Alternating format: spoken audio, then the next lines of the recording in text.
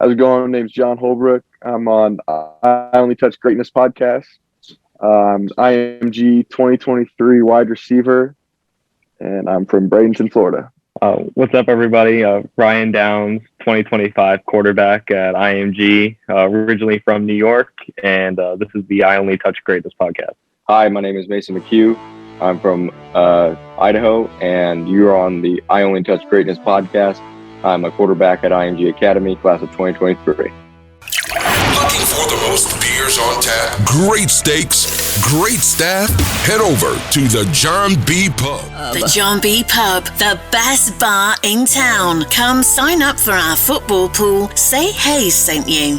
Turn it up. The #1 sports podcast in Vancouver with Ryan Hayes and Big Mike. Ryan Hayes and Big Mike are taking over the podcast scene in Vancouver. Get down or lay down. Lay down. Lay down.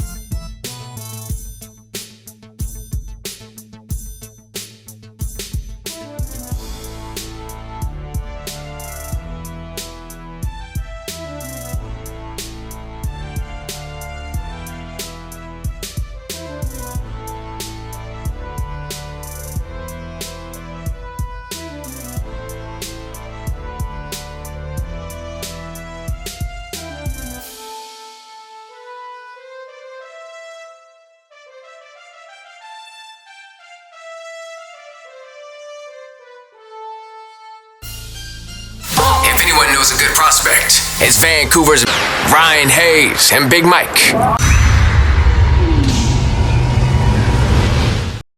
No problem. Thank you guys for having us. Yeah, I had to make sure I put on the right color scheme too for you guys, the blue and white.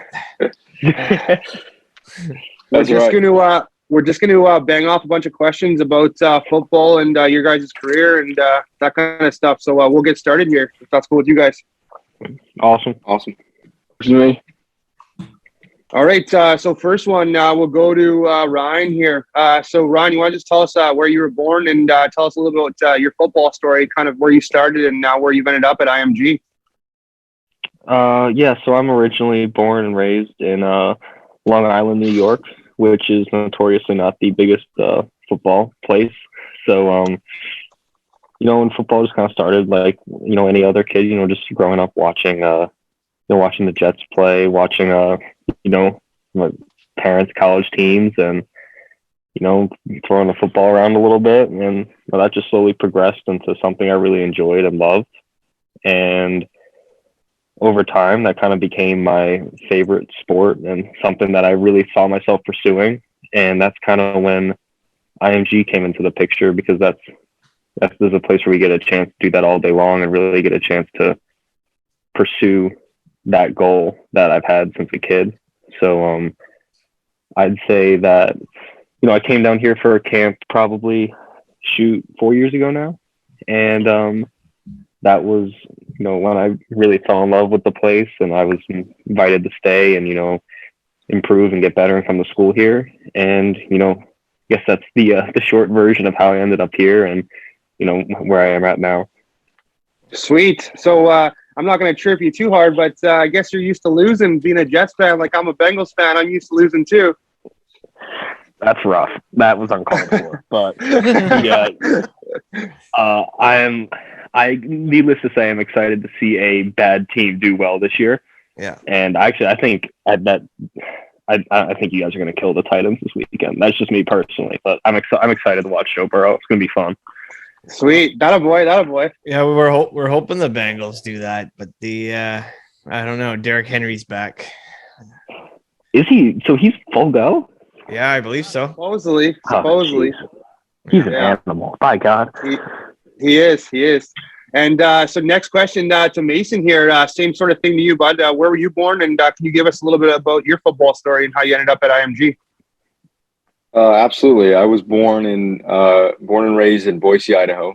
Sweet. Most of my family lives in northern Idaho in a super small town. And I spent a lot of time between the two places.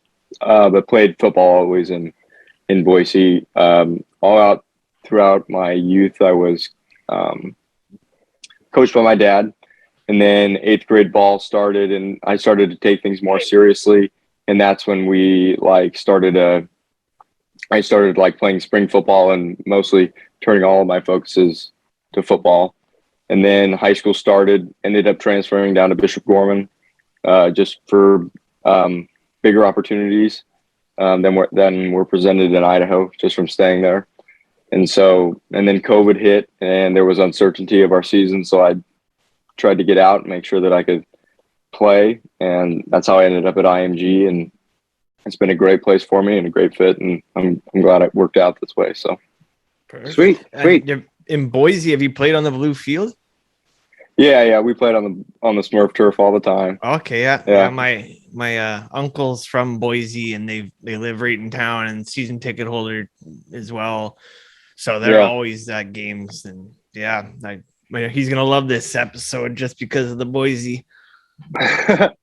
All the dead birds on the field.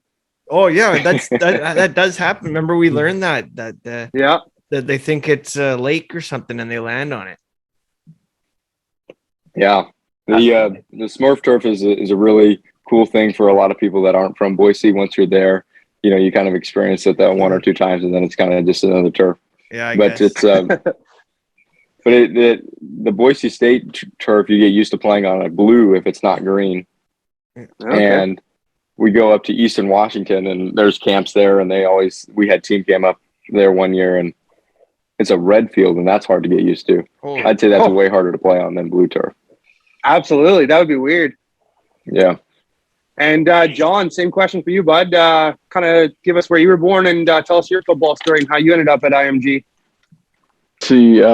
Well, I was born in Orlando, Florida, and lived there for about a year. And then my family moved up to Louisville, Kentucky, and we lived there for about 12 years. Kind of grew up there, started playing football there, doing all that like little league stuff, nothing too major. And then in about 7th grade, my dad gets a job offer at IMG and to be the admissions director at IMG. And so we decided to jump on that offer. And my dad, he has worked there for 4 years now.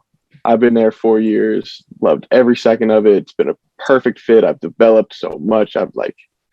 It's been everything that I could have imagined is just blossomed into something more.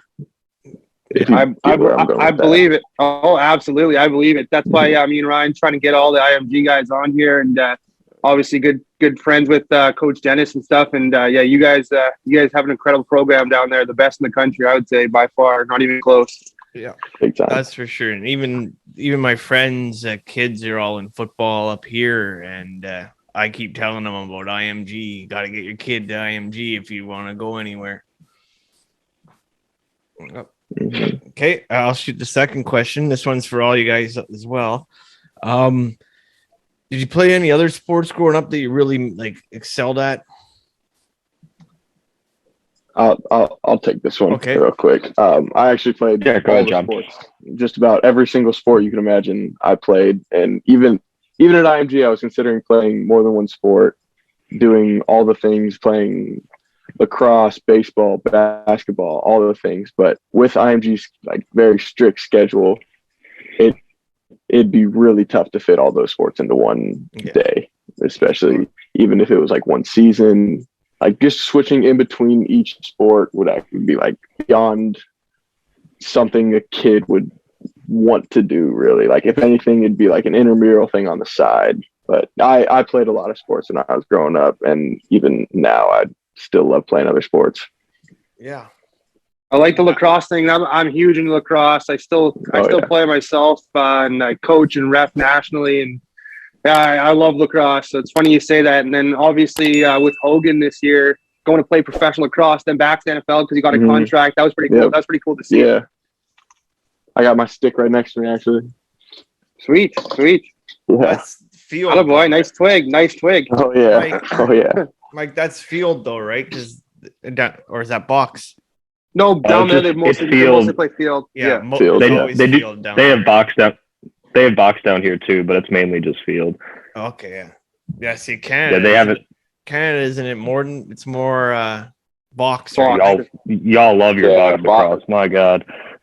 Yeah, box in Idaho, like cold. I think it's cold weather states, and when they have to be forced to play inside because you can't play in the snow. Because I played lacrosse for a little bit, and a lot of people played box lacrosse, and I wasn't into it. But fair enough. And you guys? I had success. I was, I had a lot of fun playing other sports. I played pretty much every sport growing up. I played lacrosse. I ran track every year since like my 5th grade year.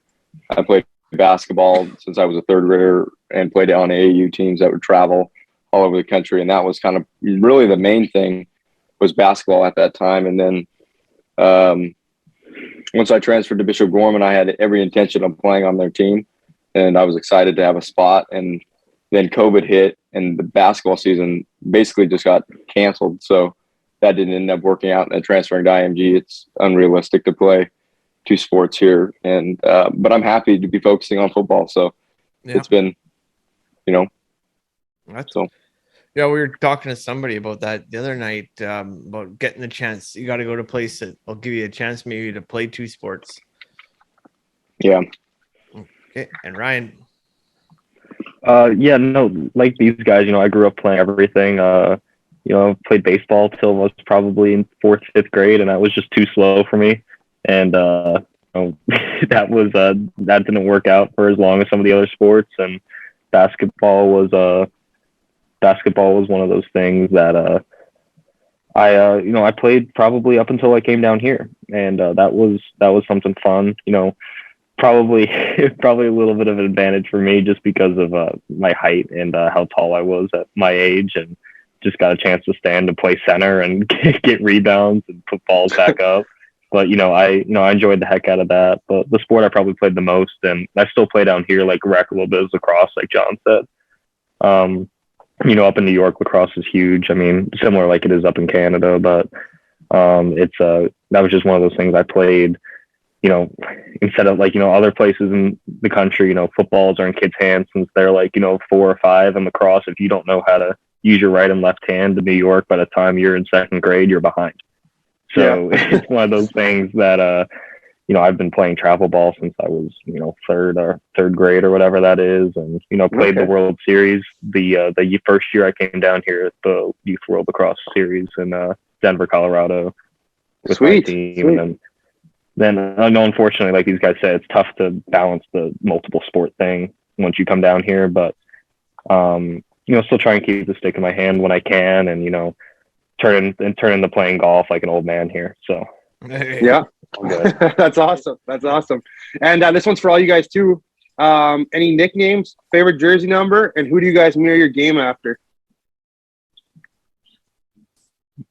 Mason, I can take this one. I've had a nickname probably one time in my life, and it was my freshman year of basketball. There was another kid named Mason on the team, so they just called me Mchugh. So I mean, that's the only nickname I've ever had. At Bishop Gorman, like they kind of started. They sometimes would call me Sunshine, but I think that's literally just any long-haired quarterback nickname. So but favorite jersey number is 17. I just got stuck with it my freshman year and really liked it and thought it fit my game style and just how I played. And somebody I really mirror my game after would probably be Aaron Rodgers. I grew up a Packers fan my whole life, and I really like his just ability to make plays, and it doesn't always look good, but it always ends up good. So that's kind of who I would say I mirror my game after the most. And he's a stud. Yeah, he is unreal. What do you guys? You want to go, Johnny? Downs, you got it. I really haven't had many. All my nicknames, I guess, were like the corny ones, like Ryan the Rhino and stuff. And it's just like when I was a kid. But I'd say my nickname since coming here was just my last name. Any sound that has the word Downs in it is they make it work. Like Downer, Downs, down, just other stuff I probably can't say. But but I'd say, when it comes to jersey number, I wore 14 up in New York because of my childhood hero, Christian Hackenberg at Penn State. But that was, and then came down to IMG, and first day of practice, I show up and I just got number 7. And they gave me 7, and I was like, okay, cool. 7's half of 14. And, over the course of 3 years, I just started to really like it. And it was one of those things, I didn't really pick it, but, without it being given to me, I don't think I'd like it as much as I like it now. And when it comes to quarterbacks, big Aaron Rodgers, he's my guy. He's awesome. Just like Mason said, he's so inspiring for, an aspiring quarterback like me to go and, try and model his game after, just because, he's not the most fundamentally sound guy, but he makes all the right decisions. He knows where the ball's supposed to go. And he has like you said, it might not always look pretty, but he finds a way to make it work. And, that's why he's able to take his team as far as he always does. And that's why the Packers are always as successful as they always are. So he definitely knows how to win, that's for sure. I'm not hearing a lot of love for my Russell Wilson, but Russell. The Seattle Seahawks fan. Oh yeah. Oh boy. Because we're a 2-hour drive north of Seattle, so I go to a lot of Seahawks games. Oh, cool. Gotcha. Go ahead. What you got, John? All right, so I guess my nickname that has grown, especially this year, would be LeJohn, and it's not necessarily like it kind of just sprouted out of nowhere. LeJohn, and the coaches call me it. friends call me it. It's kind of just grown this year, especially.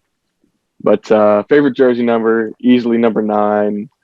Model after my receivers coach right now, James Price. Probably the best coach I've had, best coach I've ever been coached by. He's all the best to him. He's favorite coach of all time. So I model my game after him, model everything after him. I'm just trying to be like him, you know. Okay. Sweet. And you must be doing something right. You guys are out there setting all these records. Oh, yeah. Yeah. Mike, you got the actual stat, don't you? Or Mason and John had the connection a bunch this year. I think setting a bunch of records down there. Oh, yeah. Yeah. Good for you guys. You know. Receiving TDs and receiving yards. And I think John's got, and then throwing TDs you got as well. Completions, yards. Yeah, completions, yards. Yeah. Go ahead. Tell us about your record. Me or Mason? Right? Mason's more impressive. Or all your records. Well, me and John, I think combined, the count was for 13 records set this year. 13. Because John had 4 and I had 9. And that was really just a really coming into our own of just being comfortable with each other. You know, we were really comfortable right off the bat, you know, even from the first day we threw. And so we just had that connection, and we had plays that we knew we were going to connect on and we just got really, really good at those. And we ran those a lot. We repped those a lot. We talked about them a lot. And we had in-game adjustments, you know, we had hand signals and that was really, you know, we clicked, and that's hard to find, and it's really, really hard to stop as a defense. So, I mean, we were able to come together for a lot of those, and a lot of those are a credit to John because he's the one actually making the catch and touchdown. My job is just to get the ball to the better players than I am. So, well, you guys did a hell of a job. So, congratulations on all those records, fellas. Thank you. Hey, Mike, let me shoot one. Yep. Okay, if you're having a dream dinner party, this one's for everybody. Dream dinner party, and you can invite 3 famous people, dead or alive. Who would you want to bring? They have to be alive. Dead or alive. Ooh. Okay. Dead or alive. It must be the Canadian accent.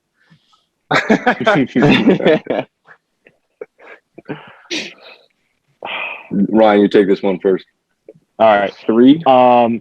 3. Okay, so my first one is going to be Frank Sinatra. Nice. My second one is how did I know you didn't pick that? My second one's going to be Peyton Manning. And my third one, that's rough. I would like to I'm trying to spread it around. I'm trying to give everybody, I'd like to meet Tom Hanks. I want to have those. I'm trying to spread it around between sports. Good choices. Okay. Good choices. Okay. Be a good group. Am I up next? Mason, go ahead. Yeah. Okay. So 3 famous people dead or alive. The first person, I'm going with Jesus. I'm going to bring the Lord over and have a dinner. Hopefully a more cheerful dinner than his last one. And the second guy I'm going to invite, dead or alive, is Pope John Paul II, because he was very influential in my life and my parents' life mostly. And he's, a really cool dude to learn about. He got shot. So, I mean, he's pretty cool that way. And then the third person would probably be Joe Rogan to really bring it all in. Nice. Yeah. That's a whole another spectrum of people. That's from one side of the end to the other. That's awesome. Yeah, we haven't really heard anything like that from all you guys. Even the Sinatra one, we haven't heard anything like that before. No, that's a good one. Sinatra one or the priests. Tom Hanks is getting the boot. He's getting the boot for me. Actually, I want to bring in. I'm bringing in my alternative. I want David Goggins at my dinner. That's who I want at my dinner. Oh, there you go. Wait, I knew you were going to say realized that Jesus was on the table, and you still replaced him with somebody else. I did. You can have dinner with Jesus, Ryan. I think Jesus that's or better. David Goggins. Make your decision. Yeah, you're up, bud. This should be a tight race. This will determine a lot. I think if I had 3 people, man, I'd really love to have dinner with The Rock, Dwayne The Rock Johnson. Sweet. Nice. I'd love to have dinner with my dad's idol, Johnny Cash. A good one. One more. I'd really like to have dinner with Drake as well.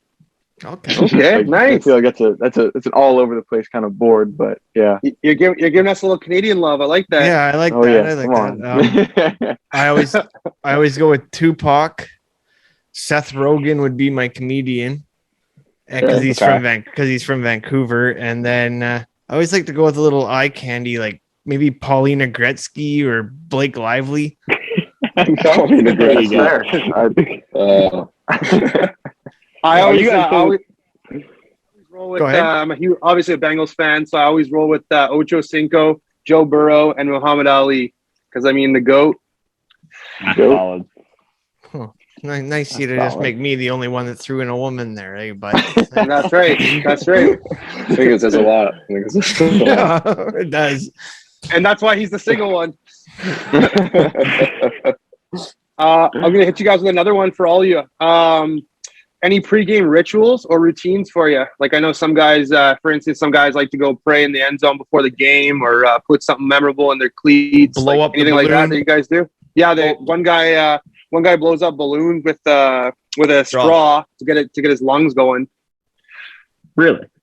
Yeah. Huh. He's a football guy. Interesting. He's a football guy. That one, yeah. Huh, pretty cool. I'm trying to envision that, like me looking across the lockers and seeing some guy blow into a balloon with a straw. I mean, whatever gets you going. I don't know if I can't imagine that one. I don't know about that one. I don't know if that one flies. Without name dropping on that one too, I thought it maybe was a DeBron Gatling. It might be actually. I'm not sure. I'm not sure. I'd be curious. Pre-game rituals. I might have to try that. Yeah, Ryan, you gotta have a pre-game ritual. What is it? One of my pregame rituals is public sub. Must have a public sub. Second one. What about for games in other states? Pub sub. You have to find a pub sub. Find a pub sub. Fair enough. And yeah, if you can't find a pub sub, then I have to have some sub. There has to be some type of sub? I'll find something. Okay. All right. Fair enough. And then I'd say second one is headspace. 10-minute headspace before we go out to warm-ups. I do that kind of like away from everybody. I'll either go out in the hallway or I'll go like, into the showers or something and do it there. And just, kind of sit down and, get with my own thoughts for a second. And I'd say the third one is when I actually go out to warm-ups. I always, and this is like kind of like pre warm-ups, I always like to, and actually I got this from JJ McCarthy. Okay. And he would always go out barefoot before he'd go, or he'd either go out barefoot in socks without cleats on. So that's something new that I started, and I really enjoy it. I think, just like for the first 10 minutes of warm up is I just like leave my cleats off. I just have socks on. And it's something that gets me in contact with the ground more. It lets me know like what I'm working with my lower body at least. So kind of like isolates my lower body, gets my upper body ready. That's a good one. He's going to have a hell of a career down in Michigan too. Heck, he already is. And I know. Michigan people are all ready for that. Oh yeah. Yeah, but that's what I got. You guys go ahead. Yeah. Me personally, I actually just don't have a pregame ritual. It's kind of just go out and play ball. I feel like I should have one, but nothing ever really stuck with me. So maybe this year, maybe next. Nothing ever really stuck with me though. What you got, Mason? Well, I like to wear the same thing. So I like to. My pregame ritual in my dorm was I always deep cleaned my dorm right before a game, and then just kind of sat around and realized, okay, the room's clean, my mind's clean, I'm ready to go. And then I always tried to wear the same thing every game. I wore my YOLO JK be right back Jesus t-shirt, and I wore my jorts every single game. Yep. And then I would just like to go out in just that, just some Jesus Burks and jorts and a t-shirt and just throw the football around and remember this is a kid's game we're playing and we're just having fun with it. And then I just go to the locker room, get all my pads on. I like to listen to opera music, classical music before a game. I think it gets me right. It cleans, it just keeps your mind clear. You can really think well listening to that kind of stuff. And then just go out and give the ball to the good players. So, Hey, it worked out for you. So you might as well roll with it. Yep. And we'll lead to the next one. You guys all love throwing touchdowns and catching touchdowns. So do you guys have a touchdown celly that you guys go to? I mean, that Mason Holbrook connection all year, there must have been a TD celly. We had a subtle one. No, we had a subtle one, Mace. We had the little shotgun. Oh yeah. Just the little subtle one. Shotgun. Okay. Yeah. And Ryan, do you have any TD celebrations? I remember there was a play. John, I remember there was a play where I gave this user the sign before the play happened because I knew we were scoring on it. Yep, it was just every time. Come on, every time. That's awesome. That's cool. Ryan, you pulling out the gritty or any TD cellies? So I tried that, right? And I was told that I looked like a 40-year-old, so I stopped. So I guess I'm just not in touch with the kids these days. But my thing has always been like, if you act like you've been there before, you don't need to celebrate. And I'm not trying to score one touchdown. The whole idea is to score multiple. So if I ever were to run a touchdown in, I'm just handing the ball to the ref and let's go kick an extra point and do it again. If I throw a touchdown, sick, I'll go celebrate with you, but I'm not losing my mind or anything. Yeah, fair enough. And I don't know if it was just a rumor or not, but supposedly Fabiano was trying to do the gritty before a game and he ended up tearing something in his knee. I don't know if it's for sure. It wasn't Fabiano. It was Scheffler. It wasn't? Adam Scheffler. Oh, it was Adam Scheffler. That's right. Yeah, the more incentive not to do it. Yeah. I was thinking as you were saying, you don't do the dance. You've seen that video of Peyton at practice, right? Just doing the little shuffle. That's keep it more of that. Yeah. I said a Canadian. If you had a rookie idol and you had to sing one song for karaoke, what song are you choosing? Oh no. You're not gonna have to sing it, don't worry. I'm thinking though. It's gotta be something everybody knows. So I'd say like a Katy Perry song. Yeah. Because I feel like I know just about every Katy Perry song. Will you? What was as hard as that is to admit? I mean, I can't lie. I mean, I do. Okay. Fair enough. California Girls. We get Katy Perry quite a bit, and Miley Cyrus. Yep. Where are you going with that? I think that. Wait, I didn't hear the question. I'm lost. Oh, it's. Go ahead, Mike. If you had to sing one song for like a rookie idol, some teams do this. I know NCAA, like if you go to Oregon, a couple other teams have told us they make their rookies obviously sing in front of the team. So if you had to sing one song, what would it be? That's a tough question. The easiest, I'll give you a heads up. The easiest answer is Tequila. There's one song called Tequila. It's only got one word. Yeah. It's only got one word. Yeah. Yeah, that's the one. That's great. Jeez, I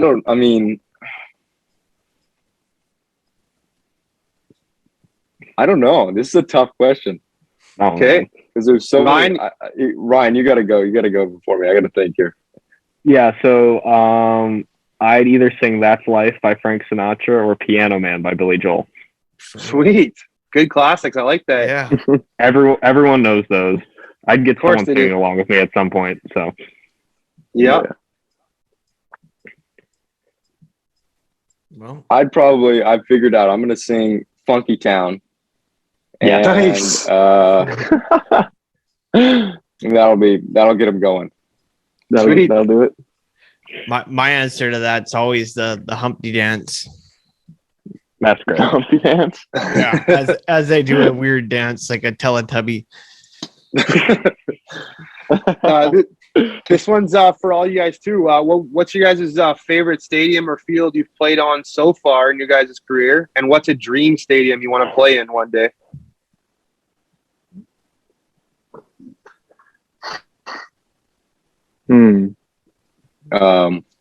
The best high school stadium in the country is at Bishop Gorman.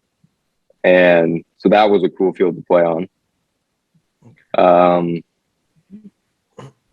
My dream stadium to play in would be Tiger Stadium.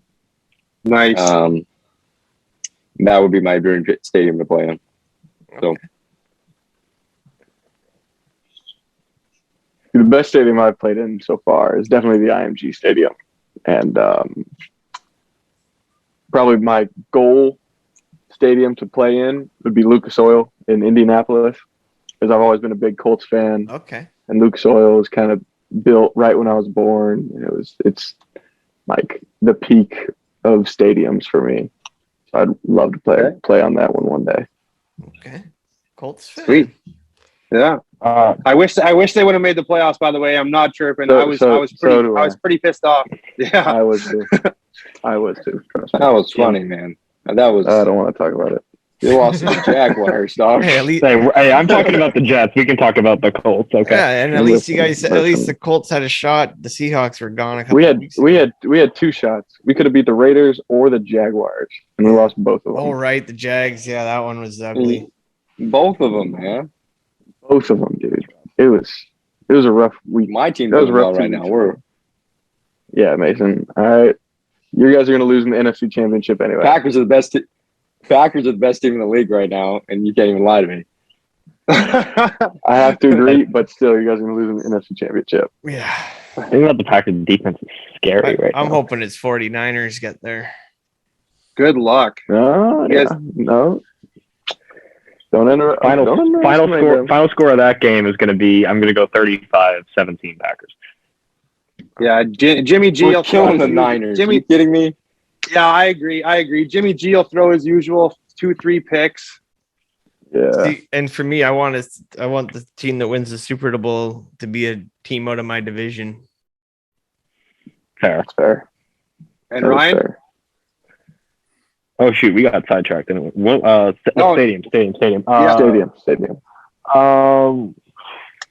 So for me, the stadium is just like the people make the stadium for me. I think that's like one of the coolest things about, like, it doesn't really matter where you play.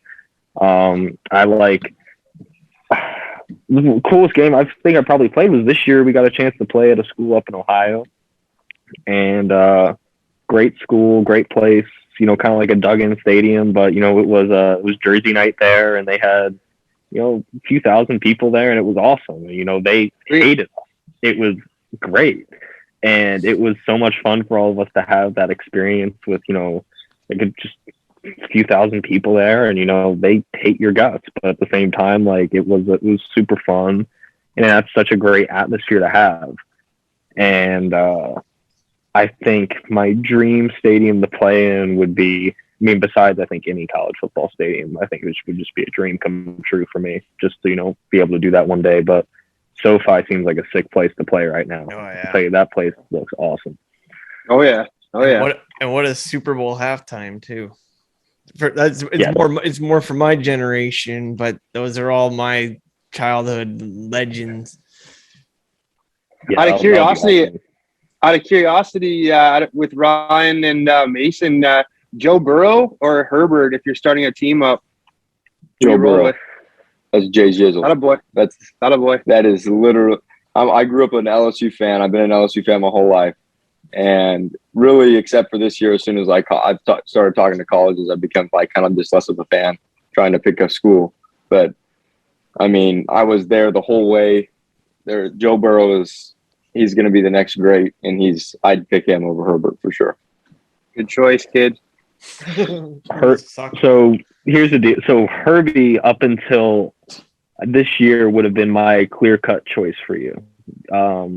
I thought that he was a much better play. I think that this year Joe Burrow showed me something that he hasn't before, and like you've always seen he's always had a different mentality. There's always been something special about him, and I think it's finally. And again, I'm saying finally. It's only been 2 years. It's starting to show in the NFL. He's starting to have something like Aaron Rodgers and Brady has, like just a little bit of like effort and like, you know, I'm here to win games. And Herbert, I don't think has that yet. And you know, he'll be a great quarterback, no question. I mean, the Chargers will make the playoffs for the next few years for sure, in my opinion. Yeah. Especially with him at the helm. But I think the Bengals under Burrow I think they're going to be something really special. I agree. I like both of them, to be honest. They're both not like the cocky or the arrogant type, which like they're not like the Johnny Manziel or anything like that, which I like. They're actually pretty down to earth people, which is pretty cool. Mm-hmm. It's a great generation of quarterbacks we have coming up. It is. Yeah, the only team that can't find to get one is the Jets and the Cleveland Browns. Again, I'm called for. That's more of a Cleveland chirp, anyways. I can't stand Cleveland.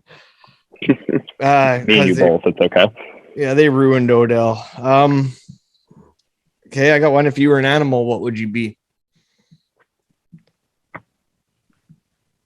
Jeez, that's a loaded question. Yes, it is. For an example, for an example, I always choose a dolphin because I look like a dolphin. I got no hair and a nose.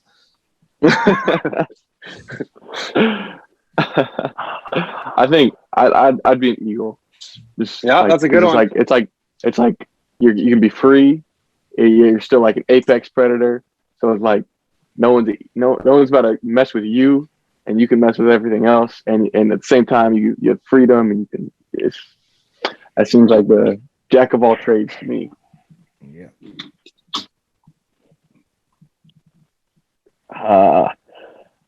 I'm gonna say, shoot, I can't stray away from. So I'm gonna say a whale. I'll probably say killer whale, just because that's been my favorite animal since I don't know how old, but like orcas have been my favorite thing. Actually, we went up to Vancouver one time. We went whale watching up there. Yeah. Which was awesome. We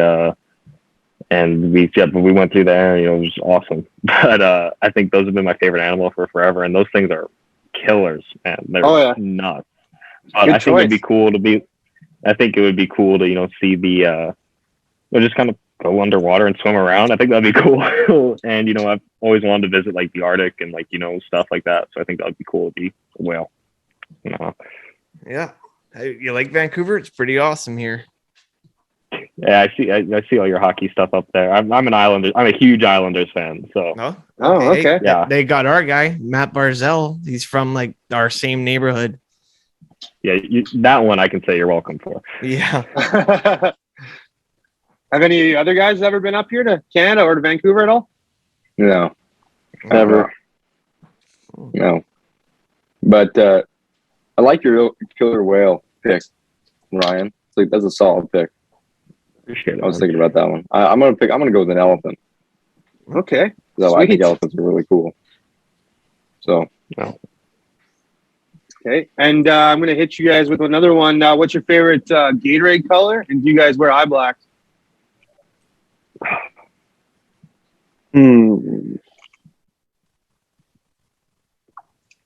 It's red. There's no other answer. It's red.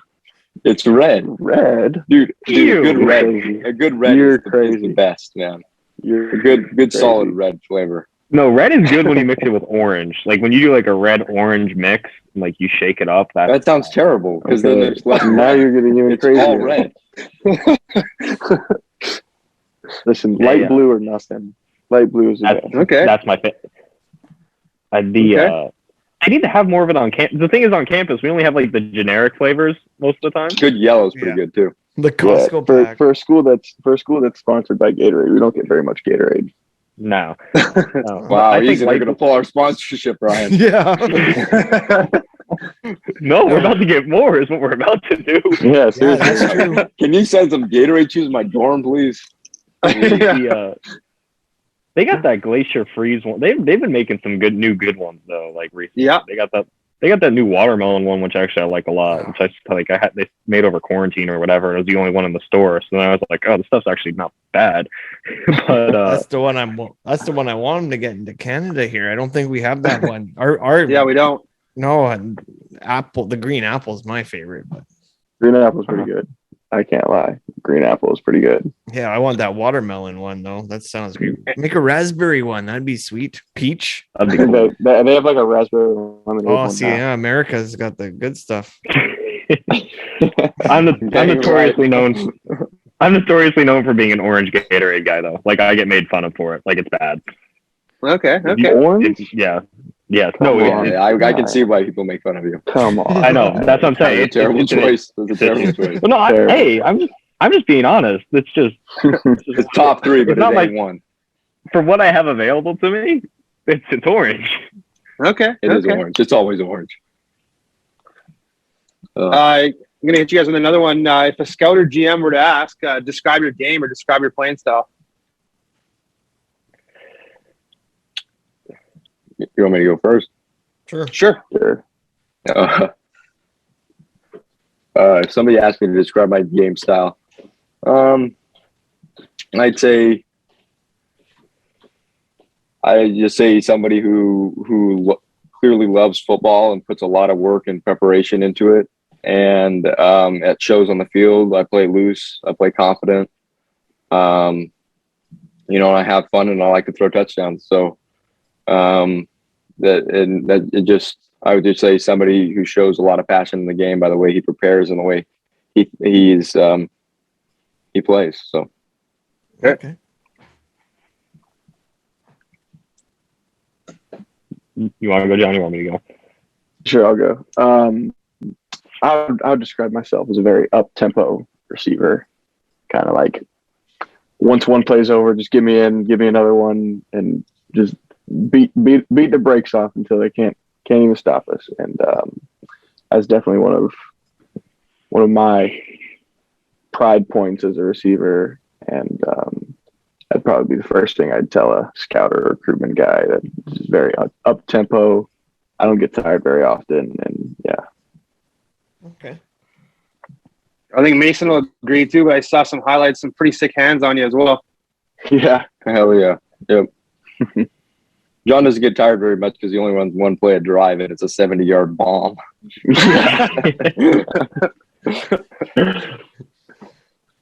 And Ryan? I would